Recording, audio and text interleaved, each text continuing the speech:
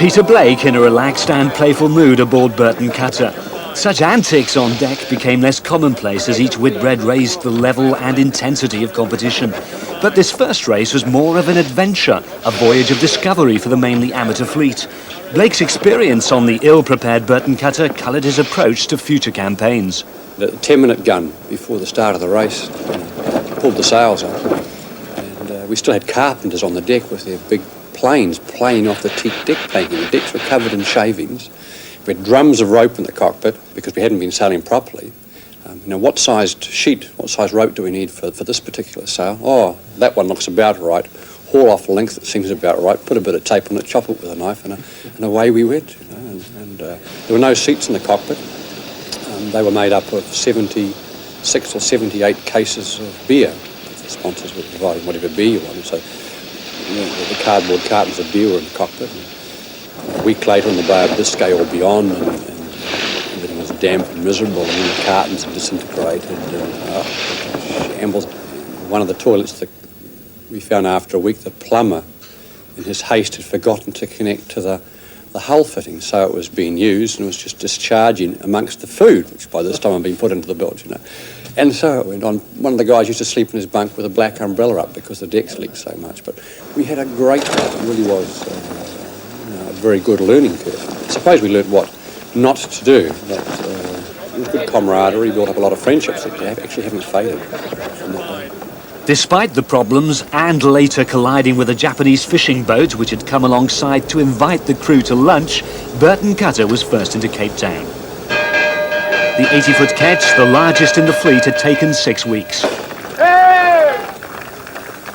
Celebrations, though, were short-lived as the crew set about completing the jobs which should have been done before the start of the race in Portsmouth. The boat also leaked like a sieve. Cracks had to be traced and sealed to make her watertight before tackling the Southern Ocean. The next leg was a journey into the unknown, a wilderness only a few yachtsmen had experienced. The tension on skipper Les Williams' face said it all. On Great Britain too, Chay Blyth put a disappointing first leg behind him and was serenaded out of Cape Town by one of his paratroopers. Aboard the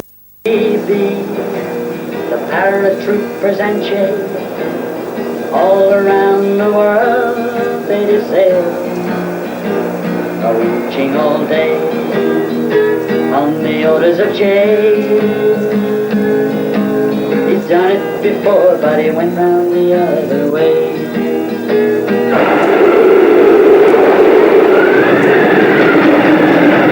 Conditions as severe as any faced by subsequent Whitbread sailors hit the inaugural fleet like a sledgehammer. The continuous pounding soon took its toll on Burton Cutter. Minor leaks which had plagued the boat turned into a flood. Les Williams, sharing a bottle of wine to make a filthy watch more bearable, asked Blake to investigate. I went into the forepeak where the sails were stowed. There's 8 feet of water in the sail locker. And the sails were floating around, and we did a thorough examination of the boat after pumping out the water. And we found that most of the alloy frames had broken off the alloy hull skin for about 60 feet of the yacht. So the whole boat was sort of just floating. It was held together purely because it was metal. And so we pulled out of the leg to Sydney. For the others who sailed on, a bleak southern ocean served up a frozen cocktail of frost-biting winds and icebergs. During 2 legs down in the roaring 40s, 3 men were lost at sea. Paul Waterhouse was knocked off the foredeck of Taranga by Genoa sheets during a broach and was never recovered. The co-skipper of the French ketch Trottoir Export, Dominique Guillet, was changing a headsail when a wave swept him overboard. And on Great Britain too, Bernie Hoskins' luck ran out after he went over the side for the 2nd time in the race. He was up on the foredeck working, and he fell over backwards by a simple mistake and hadn't got a safety harness on. And of course in seconds he's out of sight. You go through the normal searching, but of course in the temperature then he'd have been dead within, well, I don't know, 10-15 minutes I guess. This affected me for years to come now. I always pinprick myself and relive the situation. If I'd done this, if we'd done that. And as I say, it's a risk sport. If you don't want to take it, fine, Many, though, have risked and lost their lives rounding this landmark, Cape Horn at the southern tip of the Americas, where two great oceans meet.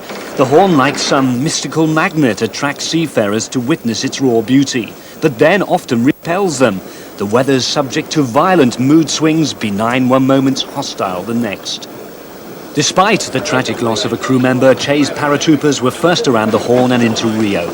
GB2 also took line honours in Portsmouth, achieving the fastest circumnavigation of 144 days. But the Whitbread trophy awarded to the first yacht on handicap went to Sayula, a Swan 65 skippered by Mexican washing machine millionaire Ramon Carlin. A freak wave had rolled the boat over to 150 degrees, but remarkably everything held together. As for Burton Cutter, which had been falling apart, repairs were carried out and she raced the final leg home. It had been a traumatic first Whitbread for Peter Blake. It put me off sailing, and I took up flying. I didn't go near the sea for about 6 months. I didn't want to know anything about it. I had it up to here. But, you soon get over that and gradually come to think, well, we could win it next time round.